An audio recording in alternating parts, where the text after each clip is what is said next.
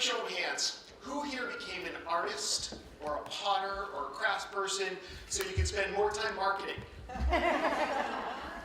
Anyone? Tough crowd. Okay. And yet you all elected to be here in the marketing room. Is this too high up?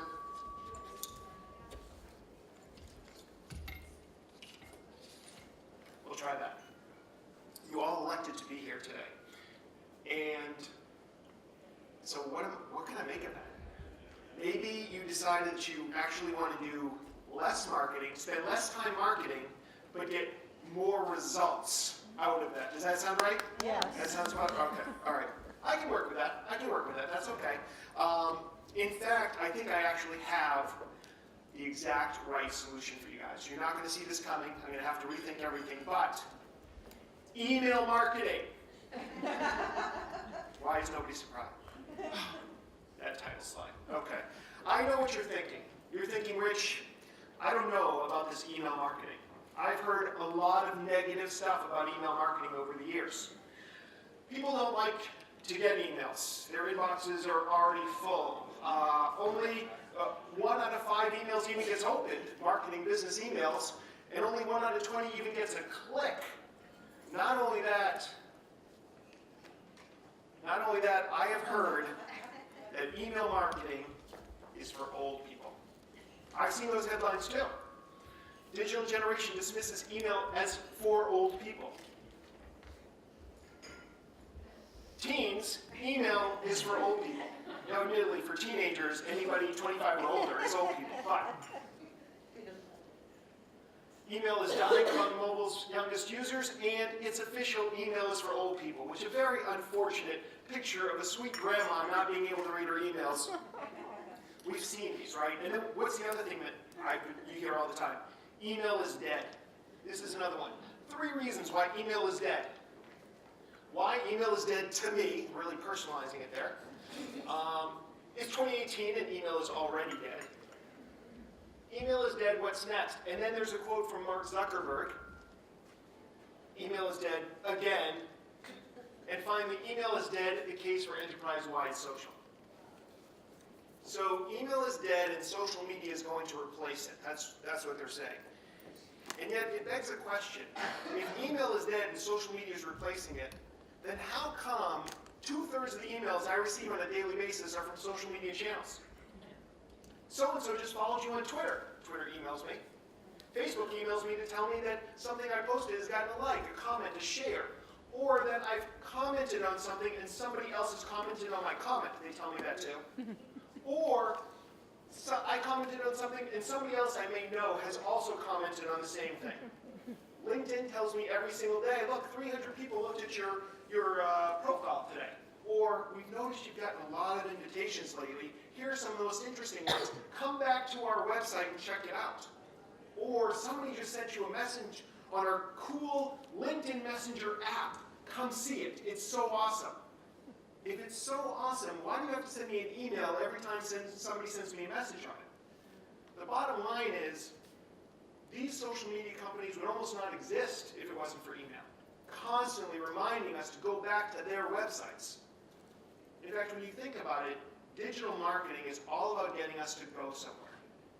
Go to Facebook, go to Pinterest, go to Instagram, or go to a brand website, a company website, or go to Google to find what you're looking for. Email marketing is the only time that actually digital marketing comes to us. It's the only digital marketing that makes house calls. That's just one reason why I love email marketing. And somebody mentioned to me before that they're a little bit concerned because, when they get emails, they haven't always subscribed to this. What I want to share with you today is the power of email marketing, but doing it ethically. About building a community in your email, people who actually want to hear from you. I don't want any of you to send an unsolicited email. I want all of you to find people who want to hear from you, want to know about what you're doing, want to hear about a workshop or a piece of art that you're involved with, and get those people to subscribe to your list. So, who am I? This is me doing that kind of presentation at Agents of Change. that Lisa mentioned. I'm the president of Flight New Media. We're a web design and internet marketing company, meaning we build websites and do social media and SEO and email marketing for small businesses in Maine and throughout the country. We've been doing that for 21 years. We're almost 22 years old now, which in internet years is like 1.6 million, by the way. I have this conference and a podcast called the Agents of Change Digital Marketing Conference. And every week we interview different digital marketing experts on the podcast. If you like audiobooks, if you like podcasts, if you like NPR or chat radio, you can definitely check this out. It's on iTunes, absolutely free. I'm the tech guru on 207. I do hard-hitting news stories on 207. Like, don't laugh yet. Like, where the best recipe sites are online and how to take better pictures with your smartphone. Hard-hitting journalism.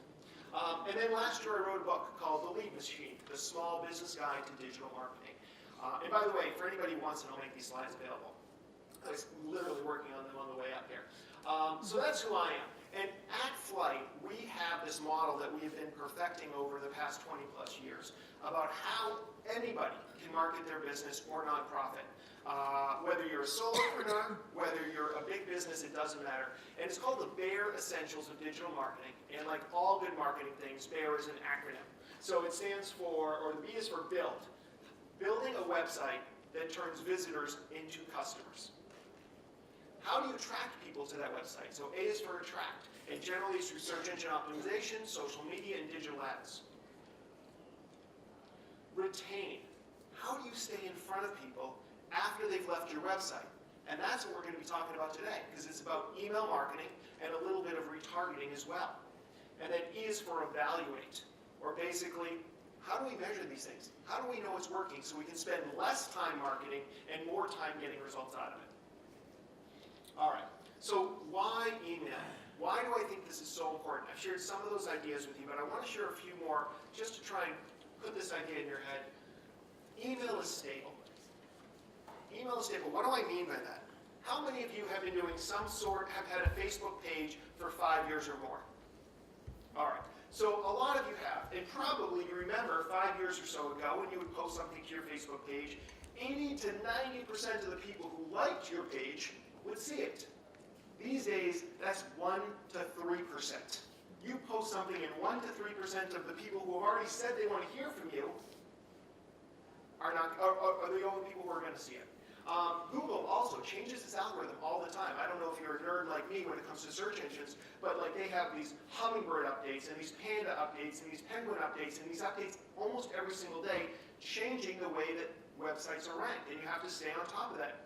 Email marketing is not like that. The open rates have pretty much been stable for the past 10, 15 years. If you send an email out through a service like Constant Contact or MailChimp, it arrives in your subscribers' mailboxes. The only change that's happened in email marketing in the past 15 years is the fact that now you have to make sure that your emails are mobile friendly, because like the #1 activity on smartphones is checking email. Email is intimate. Now, a lot of social media is about blasting things out, getting in front of as many people as possible.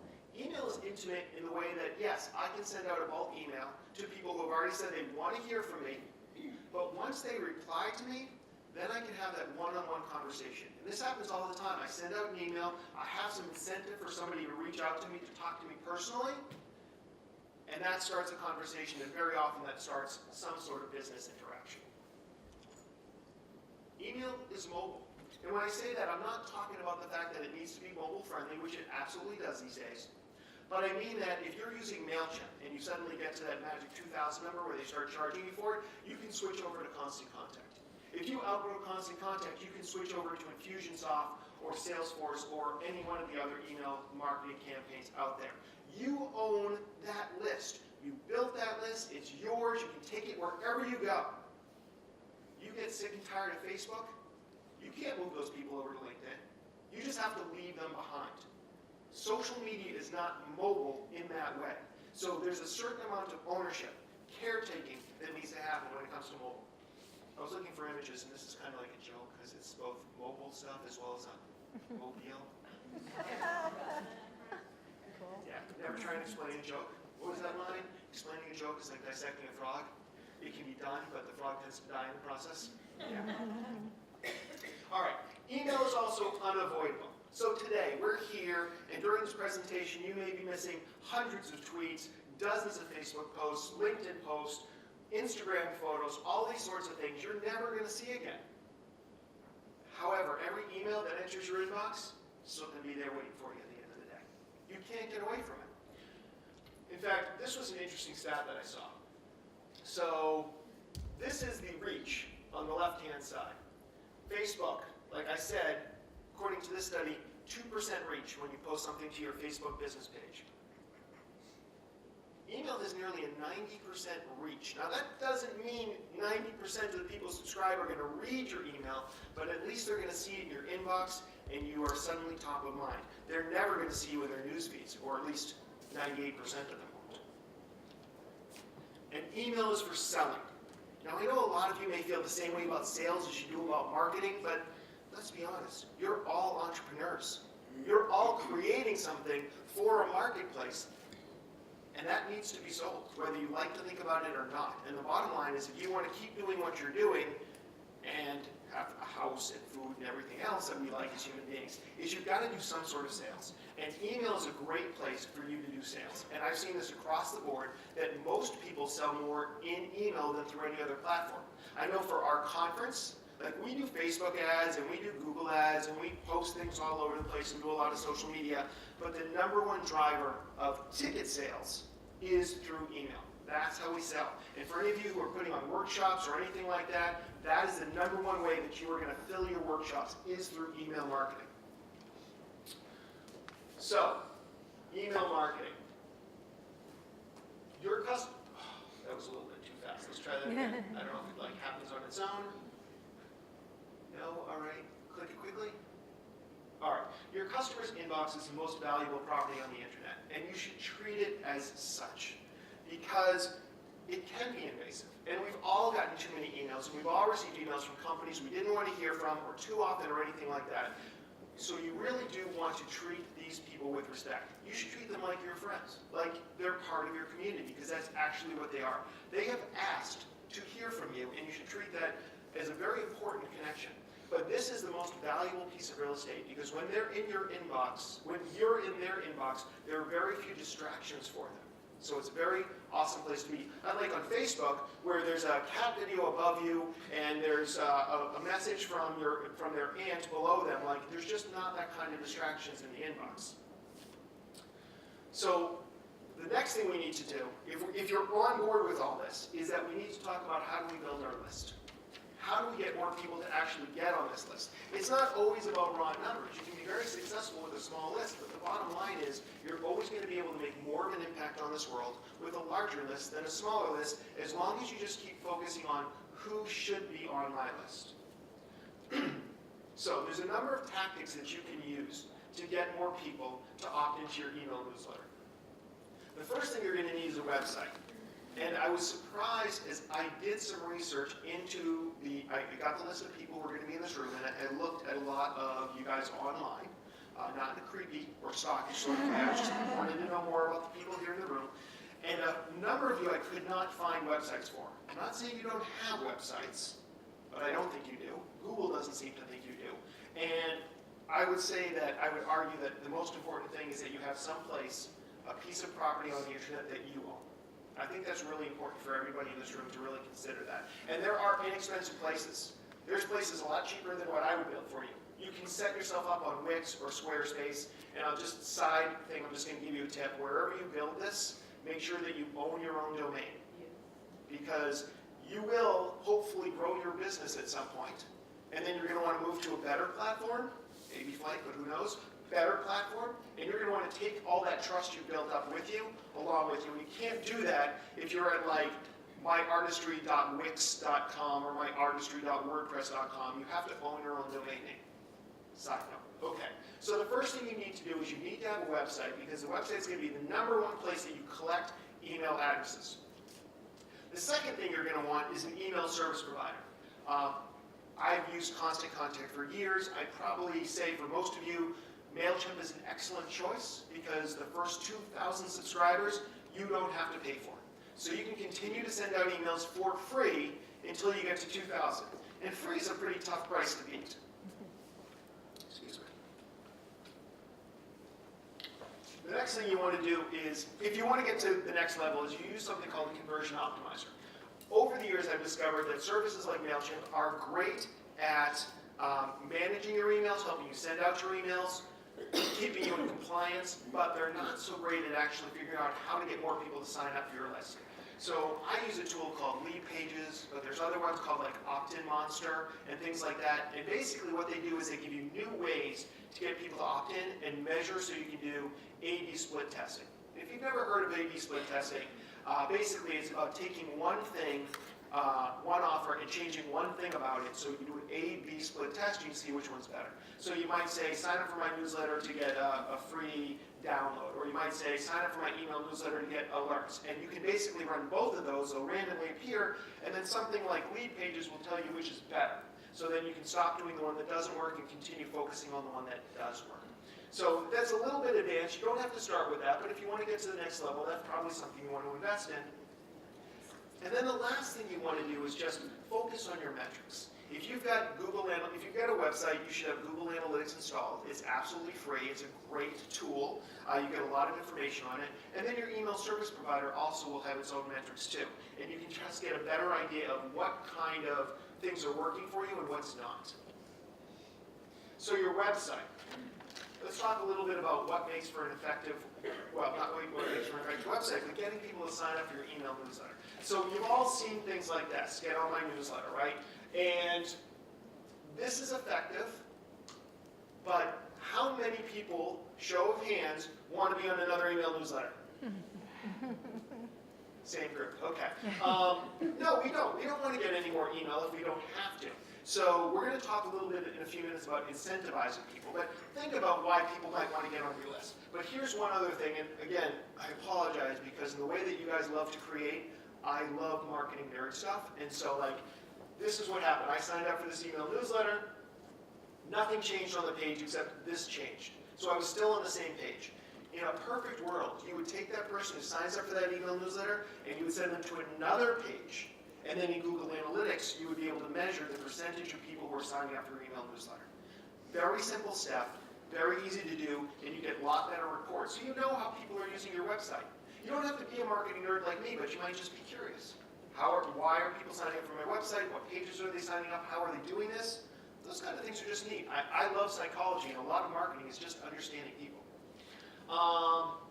Then, how many of you love pop-ups when you go to a website?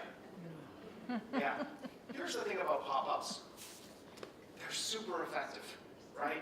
So this is one that I saw, and I'm not blaming anybody because I have used pop-ups. I think right now they're shut off on my site, but I'm sure they'll turn on again. Because what's the first thing you do when you get to a website and you see a pop-up? Close. Right, like you are looking for that X, like it's... But here's the thing. I felt the same way. I'm like, man, the first thing I do on every website when it pops up in me is I just hit that X and it closes it out. And so I was using a pop-up at that time, and I'm like, I don't want to be that guy. So I shut it off. And then a few weeks later, I just happened to pop into my Lead Pages reports. And I saw that in the 3 months that I had it on, I had 1,666 people sign up through the pop-up alone. So I turned it back on. Because that's a lot of people. It's hard not to pay attention to 1,600 people who in about 3 months signed up for our email newsletter. Now, what I ended up doing is I ended up changing it a little bit because I don't want to throw any businesses under the bus, but there's a discount furniture store that rhymes with Rob's. No names. And I remember going in there like maybe 10 years ago looking for something. And I walked in there, and there were 4 salespeople literally in the alcove as I walked in, and each one grabbed a limb and pulled me apart. It was awful. Swore I'd never go back in there. I will say, actually, that I have since gone back in there when I moved into a new house, and they've totally chilled out. And I actually really like that place now, but again, no names.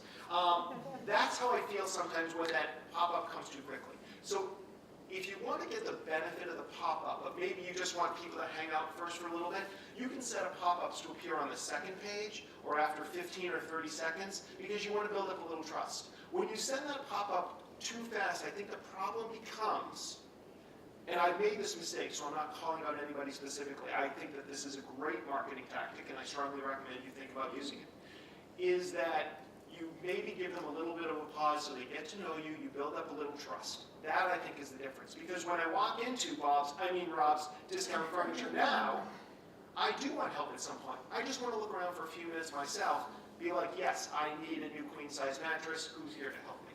So, again, treat people with respect, but don't be afraid of asking for the sale. Segmentation. I'm going to talk about segmentation in a little bit in terms of the benefits of segmentation, creating multiple lists within your email list. But I do want to talk for a minute about this particular one. I love the fact that there's segmentation. They're immediately asking me, what do I want to hear about? The assumption is they're only going to email me about things that I'm interested in. I might recommend that this is a few too many.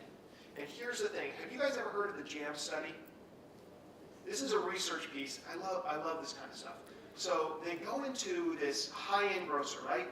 And they put out 6 flavors of jam. And, you know, you've been to these tasting rooms, right? And so they go in and people try the jams, and then you can buy them. And so people do it. They grab the jams, and they walk out, they buy it. And then a few hours later, they switch it up. And they put out 24 flavors of jam. And more people come over. And more people try jams. But at the end of the day, what happened? They sold less jam for that bigger group. Because suddenly there were 23 flavors that were wrong. 23 wrong answers, and it's jam. So there are no wrong answers with jam, right? But people were kind of, it's called the paradox of choice. There were too many choices for them to make. And when there are too many choices, what do? We don't make a decision because we're paralyzed. So I might say try and limit it down to 2 or 3 different ones. But I love the fact that you're out there asking people, what do you want to hear about? Because I don't want to bother you with things you're not interested in. Actually last year I did a presentation about building up your email list. And so I just kind of did an audit of our own website to find out where we were asking people to join our list. And I want to share a few of these with you. One is the pop-up, the dreaded pop-up. But again, super effective. It was the #1 way we got people to join our list. The other is putting it in the footer or the header of a website. The other is a blog. I don't know how many of you guys are writing blog posts. Blogs are great places to ask people to sign up. We also had a number of page-specific value adds. I don't know how this might work for many of you, but if we had an article about Facebook advertising, we would have a free download about how to set up Facebook ads that you had to give us your email and then you were on our list. Our contact form also. And then we used special squeeze pages that we were driving people from social media directly to a page that had no other ask except join our mailing list. And just a couple examples. So at the bottom of every single page on our website, for the Take Flight website, we've got this send me awesome free stuff. And this is actually, you click a button and then you get a little pop-up, which I don't consider to be a regular pop-up, because evidence shows that, and I don't know why this is, but once people click the button, they're more likely to sign up for your email newsletter. I don't know if you guys have ever heard of the book Influence, the Psychology of Persuasion, but there's a section in there called Commitment and Consistency. And as human beings, we want to be consistent. So once we've started the process, we're very likely to finish the process. So you might have some sort of email about getting some sort of button about getting something off your website. Then you show them the email sign up, and because they've already started the process, they wanted that free stuff, they're more likely to give you their email address. Oh, and there's a circle. Okay. And then also another version of the headers and footers is having a sticky one. So this is something you see quite a bit these days, where something stays at the bottom of the page all the time until they get to the very bottom. And I always thought, I didn't do that. This is my website. I didn't put this on there. I always thought this was like the latest come on ever. Like, get the latest AOC updates, get updates. It turned out for a while this was the #1 place people signed up on this particular website.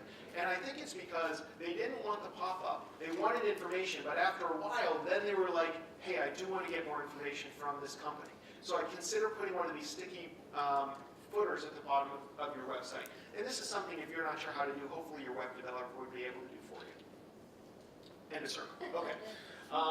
And then the contact form. I know there's a circle here. All right, yes. So one of the other ways that we get is when people sign up for, fill out our contact form, we always ask them, and don't pre-check this. I don't want people on my list who don't want to hear from me. I'm only looking for people who are going to take a step to say, yes, I want to learn more about flight or marketing or web design, and for you it would be your own business. But this is a great place to build your list as well, and we have it set up where this automatically goes to Constant Contact, which is a service we use for our own website. And then we do some landing pages. So we also do things like, we'll do some Facebook ads, and in this case we did Facebook ads about Facebook ads. I know it's very meta, but it works. And so people would come to this page and to download the, something from Amanda's presentation, but basically, so they get there, they give us their contact information, and they get this piece of information that has been very effective, that's been very helpful for them. So talk a little bit about how do you increase opt-ins on your site. These people are obviously shopping for some more red flannel because they're running low. I love stock photography. So one of the things you want to do is you want to draw attention. Like having something suddenly on the bottom of your page is fine, but you also want to have other places where you're really drawing attention. That could mean that you use a specific color that's different than the rest of the colors on your website. It could be bigger, it could be bolder, it could slide in, that's irritating, but it does work. Anything you can do to draw a little bit more attention, because a lot of people don't, they become blind. Just join our mailing list, come once. Another thing you want to do is you want to build trust. That can be done a number of different ways. If you have a decent size list, you might say, join 1,000 or 5,000 other art lovers to join our mailing list. Because when we see that, when we see social proof, if other people are doing it, we're like us, then we're more likely to do ourselves. So don't lie about your numbers, but if you've got decent numbers, this is a good way to kind of get more people to join your list, because it's like, oh, social proof, yeah, I'll join in. Another thing is, if there's an influencer in your market, and you have a connection with them, you might ask them to give you a quote. Like, there's somebody in my industry, a guy named Michael Stelzer, he runs Social Media Marketing World and Social Media Examiner, and I asked him if he would say something nice about our email newsletter, and he gave me that, and we put that at the top of our blog post, because I know a lot of people will recognize his name. If there's somebody in your industry who has a little bit of pull, and they'll say something nice, that's another great way of building trust with your audience. Establish expectations with them. So on that block where you're talking about your email newsletter, you might say things like, this is a weekly newsletter, or this is a bi-weekly newsletter, or you'll hear from us quarterly. And then tell them what kind of content they're going to get too. Are you going to try and sell them a piece of art or a piece of pottery with every single one? That's fine. Just let them know that. Or is this more about, I want to show you the artist's journey, like how did I come up with my ideas, and then how did I implement them, and what does the workshop look like? I'm going to give you a behind-the-scenes tour of what it looks like to actually create something. And then lastly, and possibly most importantly, if you really want to build your list, is have an offer. You need to have an offer that people, like I said, people don't want to just sign up for your email newsletters, as awesome as I know they will be. But the bottom line is you have to incentivize them. In my industry, a lot of the things are downloads, white papers, articles, what have you. This is one that the Social Media Examiner runs every year, where they get all this data from marketers and they share it for the price of a simple email address. You might think about some sort of downloads, like, are there things that you can, some sort of virtual kit that you can provide people for? And it depends on what you're doing and what you're selling here, obviously. Webinars, if you're teaching courses, can you teach virtual courses? I have found that people love to sign up for webinars, whether they attend them or not is a whole other story, but they love signing up for them. And so if you're teaching some sort of art, could you teach this online? Could you put something together and then have a webinar? It could be on demand, it could be live, it doesn't matter, but when they sign up, they can join your email list. Free online courses, very similar. Contests, maybe there's something that you give away every month to one of your subscribers on your email list. Store discounts. If you are selling something online, you can give some sort of discount code and say, your first order or every order, or we have special deals just for people on our email list. So those are all things that will work as well.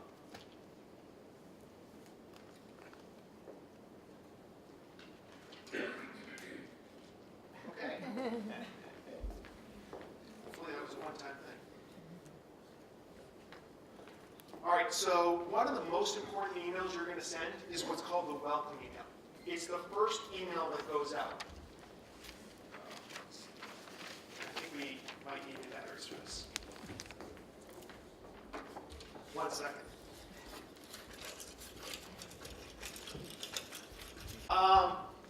So these are open rates. In other words, the number of people who opened your email.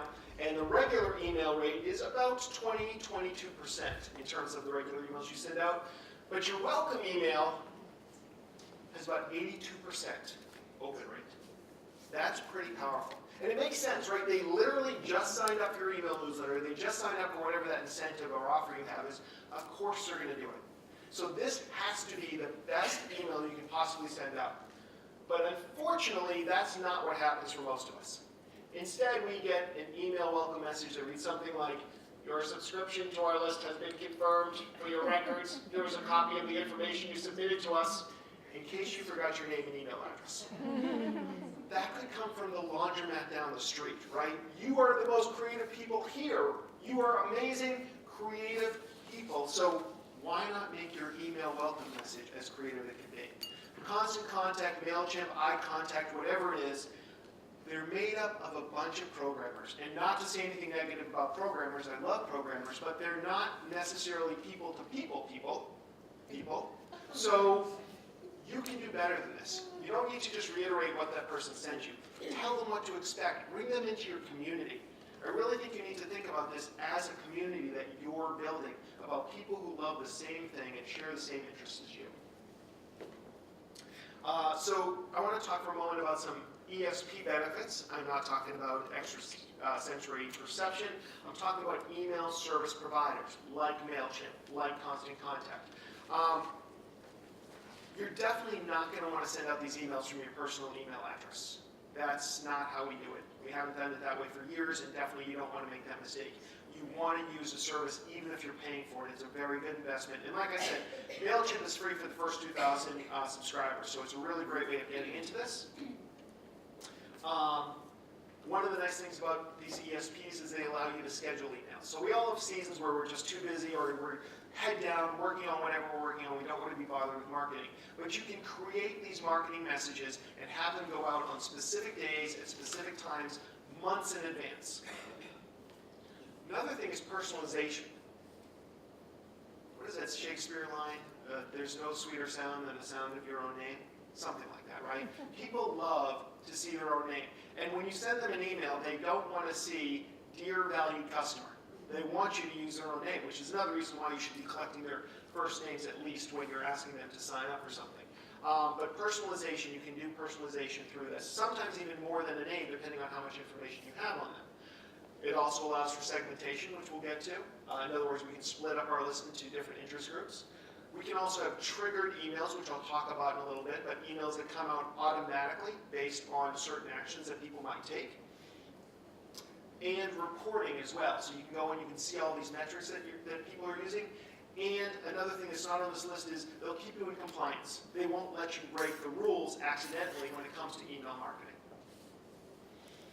So getting on an email newsletter and building up a list is just part of the battle. The next thing that you're going to want to do is get more opens. You don't want the emails to just go in the inbox and get deleted all the time. So how do you actually get people to open up more of your emails? The first and probably most important thing is the subject line. You know what's not a good subject line? April newsletter.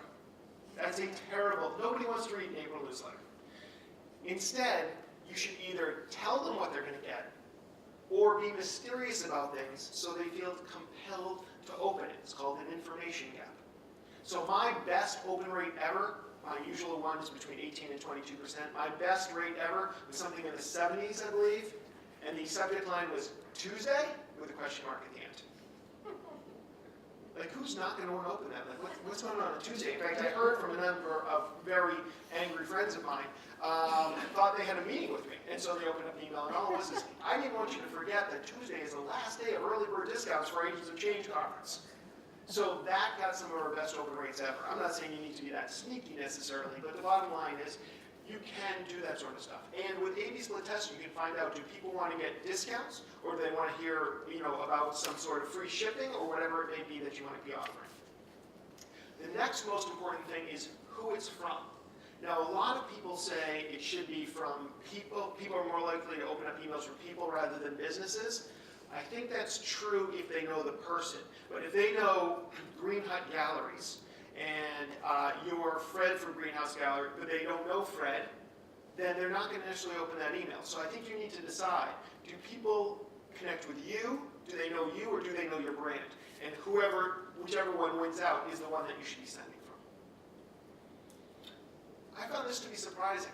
Personalized subject lines get nearly twice the open rates as regular subject lines. So when you use somebody's name in the subject line, they're more likely to open it, which I find surprising because nobody ever puts somebody's name in the subject line normally. It's not like, it's like Rich appears in the subject line, it appears like in the body. But apparently if you use a tool like Constant Contact or MailChimp and pop somebody's name right there into that email subject line, you're going to get increased open rates as well. And I found this one to be surprising too, because it doesn't make any sense to me, but I'm just reporting back on what I found. Emails with graphics get higher open rates than emails without graphics. I don't understand this, because how do you know that there's a graphic in there? And yet, all these studies prove that if you have a graphic in there, your open rate goes up. Now, you guys are artists, so you certainly have things to share with people in terms of graphics, so that shouldn't be very difficult for you to add an email with a graphic in it. So getting opens is awesome, but what's even better is getting people to click on that email and then going somewhere where you're sending them, where you want to send them. So how do we get more clicks on our emails? Again, it's personalization. People are more likely to click when there's personalization within that email. And it doesn't have to just be the name, but it needs to be personalized for them. Again, segmentation. Is this the same one? It feels like it's the same thing. Segmentation also works. People are more likely to click on things when they feel like this email addresses their specific needs and not everybody on your email list. Some graphics. So it turns out that one graphic will get more clicks, but 2, 3, and 4 actually decrease the amount of clicks from your email. So I looked through a number of your emails and my own as well, and I found that very often we're using multiple images, especially if you've got great art to share, but apparently if you want people to click, you should just show 1, maybe 2 pieces of art, and then have some call to action to see the rest of my collection in this specific area. Yeah, I found some surprising stuff. It's got to be mobile friendly. I don't know about you, but very often a lot of people wake up in the morning, they grab their phone, they check their email, and if that email is not mobile friendly, they just delete it. Could be the most important email in their lives, but they just don't want to deal with it. The best you can hope is that they save it in their inbox for when they get to their desktop. But the bottom line is each one of your emails should be mobile friendly. And most of these email service providers now, all of their designs are mobile friendly, so you don't need to worry about that. But almost everything's going to be one column, and you really need to make sure, if you've been on that platform for a while, that you're now using their mobile friendly designs. And you need to have a clear call to action. You need to tell people what you want them to do. Now, some people don't have a call to action. My dad writes in, he does everything wrong, but he's hugely successful at it, which is awesome. He is a psychologist, and he writes these 8 to 10 page emails, which are about 8 to 10 pages longer than I would recommend you write an email. But people love it. And he doesn't have a call to action. I mean, he's got a couple things like, hey, I've got my new book out, or I'll be speaking in these areas, but he really doesn't care. He just wants to share this information. So if you just want to share this information because you want to stay in touch with people, great. But if you're trying to sell something, if you're trying to book that workshop, if you're trying to do whatever, you need to tell people what to do. And calls to action do just that. I know it's hard to believe, but I once took ballroom dancing. And one of the things I learned in ballroom dancing is that if I make a mistake, it's my fault. If my partner makes a mistake, on the other hand, it's also my fault. And it turns out that's not any sexist thing. It's just the fact that when you are dancing and you're the lead, you are supposed to give good frame. Has anybody here heard that, give good frame? The same is true in your website. The same is true in email marketing. Don't expect people to know what to do. Tell them what the next logical step is. You're the expert, and you need to guide them on this journey. So a clear call to action is giving somebody good frame. So I mentioned that we were going to talk about segmentation. And segmentation, again, is about dividing up your mailing list into different categories of interest. And it could be that somebody's interested in multiple categories. They might be interested in gold jewelry and silver jewelry and topaz jewelry, and they might be interested in multiple ones, or it could be that they're just interested in one. So segmentation is really important for a number of reasons. One is, one study showed that when you segment your list, or when these marketers segmented their list, they got 15% more opens. And it makes sense, because suddenly this email seems much more tailored for my interests. They had 101% more clicks in those emails, meaning basically twice as much, and they had 9.4 lower unsubscribe rates from those. So again, the more tailored and segmented your email lists are, the better results you're going to get from them. Another thing about segmentation, I spent a lot of money on stock photography, by the way, specifically for you guys. I hope you realize that. Another showed that there was a 208% increase in conversions, meaning that basically, what is that, like 4 times as many people converted. And from those, the increase in revenue went up 760%. So huge numbers if you're doing the segmentation. Now, if you're just getting started, and I know I talked to a few of you before we got started, and you have no email list, segmentation is not your first concern, but once you start building up that list, you need to start thinking about it. And on some level, it's never too early to think about it, even if you're not sending out segmented emails. It's not a bad idea to ask people up front on how to, on what they're interested in. And there's a number of different ways in which you can segment your list. One is the merge field. So if you're collecting a lot of data, if you've got a database of information and you're asking people like where they live and all this sort of stuff, then you can really segment it. Like for example, if you put on workshops all over the state, maybe one of the things you want to ask in that email sign-up process is, where in the state do you live? And then you would just segment. If people are in Southern Maine, they may not want to go up to Boothbay Harbor to take a 1-hour workshop. They might go up to Boothbay Harbor for an entire weekend of workshops, but you understand what I'm saying.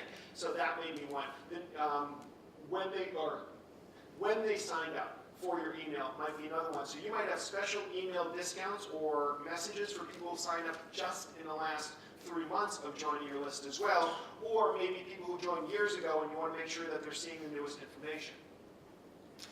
Interest is probably the most obvious one. I mentioned like there could be different types of jewelry that they might be interested in, or different types of workshops that you're putting on that they might be interested in. And this can be done 2 ways. So one is right when they sign up, you could ask them like, what are the things that you're interested in? But the other thing you can do with an email service provider is you put in a bunch of things like gold jewelry, silver jewelry, topaz jewelry. When they click on that and then go to the section of your website, your email service provider notes that.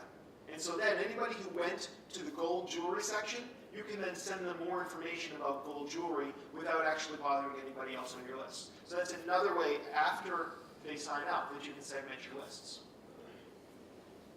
And then activity as well. So you can actually, and this is a little bit more robust, probably beyond your MailChimps and your constant contacts, but based on activity that they do at your website, you can also send them specific emails. And I'll show you an example of that in a few minutes, of how, based on their activity on your site and other places. Then there's this whole part of email marketing that's all about automation, like things that you set in place and then it kind of takes care of itself. I had to look really hard to find a picture of a robot drawing something, and this was the best I could come up with. So automation, one and the most easy type of automation is something called the drip campaign. Somebody signs up for your email newsletter, and what you do is you have a predefined series of emails that you've already written that come out at a specific break in time. So for example, let's say that you are doing some sort of teaching in art. You're doing art. You might say, sign up for our 7-day or 7-segment drawing classes, and those can be delivered via email. So once they sign up, every day, automatically, those 7 lessons go out day after day after day, and then at the end of it, you might have something where like, hey, you completed it, fantastic. How would you like to come into one of our courses? So that's one way that you might use something like that. But it's very effective, and it reminds people that they've signed up, and then you stay in front of them. And you guys may have heard, like, a lot of people don't even notice anything, like an advertisement, until they've seen it 7 to 9 times. So this is actually a good way to build up trust. So you write those 7 emails, and then you set them up, you don't have to worry about them, they happen automatically.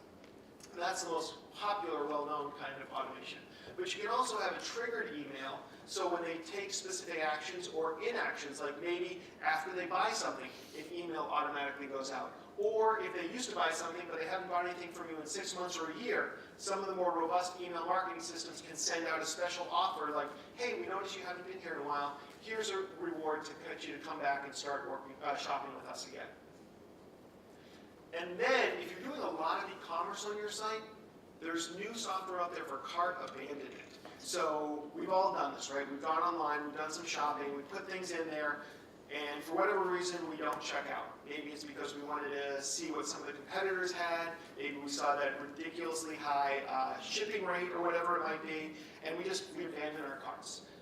You guys may have seen that occasionally those companies will reach out to you and say, hey, I noticed you forgot to check out. Like, here's a link so you can kind of finish up. That kind of technology exists in a lot of the e-commerce platforms right now. You do have to get somebody to give you their email first, but there's scientific proof, like research that shows the third notice when you send that actually results in like 60 to 70% more sales just in doing that. So if you are doing a bit of e-commerce, it might be worth investing in some of that abandoned cart software. So another thing that you might be wondering is, okay, it's great, we've got our list, we figured out how to get people to open our emails, to click on our links, but what exactly are we going to be creating content about? Because you guys might love working with your hands, but maybe you don't like writing in the way that I do. So what kind of stuff could you do? Well, probably the easiest one is, if you are blogging, then I would recommend that that's one of the things that you share. Every time you post a new blog, you should send out an email. And the way we used to work is we would take that entire blog post and just put it in an email and send it to people. But now what I'm recommending is that you have a very personal sounding email where you're talking from one human being to another. And you just basically say, hey, I've got a new blog post. And the blog post is about this new series that I'm doing that features Maine women lobster people. What's the right term? They call mine off. What is that? They call themselves lobstermen, then I will too. I will respect their choice. On women lobstermen. And, so what am I talking about? I lost my train of thought. So, you've got a blog post. I would not put the entire blog post in there. I would just tease the blog post, explain why they might be interested, and then have a link back to the website. And why do I want to bring them back to my website? Because I want to bring them home. I want them to see all these other options. I probably have my favorite painting of the female lobsterman up there. Still sounds strange to me. And then send them, but once they're there, then they're going to see all the other artwork that they can buy as well. Do you recommend an excerpt? You could do an excerpt. You could definitely do that. In fact, the right answer is I would test it. So I might use my email service provider and send out 2 different versions, one with the excerpt, one without, and see which one performs better. And this is one of my favorite things. So I know all the best practices, and I know what works across industries, but I don't know what works for you. And so my recommendation is take what I say today as a starting point for your own journey. And I know that you did not get into this because you love marketing the way that I love marketing, but it's still interesting to know what people respond to, because you want to create something for yourself, but many of you want to create something for other people as well. So understanding what they're interested in is kind of fun if you think of it that way. So blog posts are a great way to create content for your email newsletter. Another thing is unique content, like content they can't get anywhere else. And a lot of people love to know more about what goes into the artwork, especially artwork they like. 5 minutes, 50. Okay. So unique content. One of my favorite marketers out there is a guy named Chris Brogan, and he sends an email out that doesn't appear anywhere else, Sunday mornings, which is, as you may know, the worst time to ever send out business emails, so I think that's why he chose that. And almost every single one of them starts off with, hey, today I'm drinking, and then he tells you exactly what he's drinking, and he says, hit reply and let me know what you're drinking, which is so engaging that even though I know it's a ploy, at least 3 different times I've emailed Chris back to tell him what I'm doing. And then he replies when we have this conversation. He's amazing at that sort of stuff, because he has hundreds of thousands of people on his list. I can't imagine he replies to everybody, but who knows. But creating some unique content that people can't get anywhere else might be another good way of getting people to join your list. Behind the scenes stuff. I want to know what inspires you. Like if I love your stuff, and I took a look at a lot of people's stuff, and I just fell in love with it. But why did you choose that? What was the story behind that? Most of you have a story of why you're doing it. I want to know that. I love to see how you're making your stuff. So that can be really interesting to people. And it increases the value of what you're selling to them too. Like, I always talk about this with jewelry. I can go into the mall and go to Kay's and buy something, a bracelet, one of those generic Pandora bracelets, say, there's no story there, right? Maybe with Pandora there is, but just about everything else, there's not a story there. But if I go to a local artisan and they have a piece of jewelry there and they explain what inspired them, when I give that as a gift, I'm going to tell that story. That is so much more valuable than going to the mall and getting a generic piece of jewelry. And you should play into that, because when you tell a story, you add value to that product that you're giving to somebody. And of course, events. People want to stay in the know. They want to know that you've got a workshop coming up. They want to know that you're going to be presenting somewhere, or that you're going to be at a gallery somewhere. So events are another important thing to keep in terms of content. And then, of course, sales. Whether you're actually discounting something, or whether you're just saying, my stuff is now up at a gallery and it is for sale, or you can come to my website and buy it. Very quickly, another thing that you can use your email list for, if you want to, is almost every single social media platform out there, especially Facebook, allows you to upload your email list to them, and then you can advertise to that audience. So if you're like, I don't want to send out one more email to this group, but I do want them to see it when they go to Facebook to remind them, so they feel like I'm everywhere. That's something you can do, and it's a very powerful way of doing it. Or you can take that list and say, hey, Facebook, I want to create a lookalike audience, which basically says, Facebook, here's a lot of people who like my stuff. Can you find people like them so I can show them my stuff as well? And that's a great way of getting in front of a new audience. And the last step here is to evaluate. Like I said, I can tell you best practices, but best practices don't always equal best results. That's why you have to sit there and evaluate your outcomes, and you do that through Google Analytics. And I could talk for hours on Google Analytics, but that's not why you came today. So I'll just say that in Google Analytics, it can show you where you're actually getting your traffic from. And in this case, email and sometimes other is another area where emails end up in. There's a really dirty way to fix that, but I'm not going to bore you with it right now. But you can start to see, like, is that email traffic really coming in? And then also you can do another thing, which is called campaign tracking. And there's a free website out there. If you Google campaign URL builder, it will take you here. And again, I'll share this with you afterwards if you like. But you put in the website that you put the website in that you want to send people to. And then you put in a campaign source. In this case, we were sending emails out through a platform called Eventbrite. And then you put the campaign medium in. In other words, how do we get in touch with these people? Via email.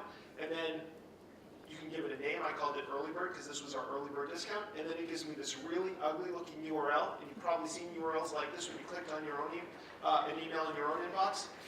But what this does is this tracks a lot more information. So then you know which of your emails is actually driving traffic and conversions. So I can see when I go back into Google Analytics that email drove 251 visitors in this time period compared to LinkedIn, which was 16, and then everything else, which was much lower. So then you start to see, like, wow, this email stuff's actually working for me, and you can even go in and find out, like, which email it was and all this other information. And this is all free stuff, the UTM tracker and Google Analytics. And then in your email, whatever platform you use, there's going to be reports that gives you open rates, click rates, and even more information in there as well. So I do recommend, if you're going to do this, spend a little bit of time just looking at the results. And I just wanted to share one quick email journey. So while I was putting this presentation together, I saw this Expedia, you've been issuing extreme discounts, Rich, you made it. And everybody wants to be part of a community, so I'm like, all right, I know it's a ploy, but I'm curious. So I click on it, I've been chosen, I'm special, and I'm like 50% off of hotels. That's actually pretty sweet. So I click on it, and then I found out how lame this was, because it's like one night that they've already chosen in a city I'm nowhere near. And I always want to know, how do you pronounce that word right there? But anyways, I also clicked, there's something from some foreign place that I really wanted to visit all my life, so I went there because the hotel's only worth $8. And I didn't go there, Kuala Lumpur. And the very next day, though, Expedia says, hey, we've got great prices on that one thing that you clicked on. So again, much more powerful probably with the stuff we're going to be doing, but it's still interesting. Takeaways for today is build your list, segment and personalize it, measure clicks and conversions. I've got some free stuff on how to build your email and some training stuff in it. If you give me your business card, and if you don't have a business card, just write your name and email very clearly. Give it to me. Yes, I'm going to put you on my email list. That's how this works. But I'll give you good stuff in trade. And if you want to talk to me about maybe me helping you out personally, put a little smiley face on the back of that message, and I will follow up with you. Sorry I ran over. Thank you very much for your time today.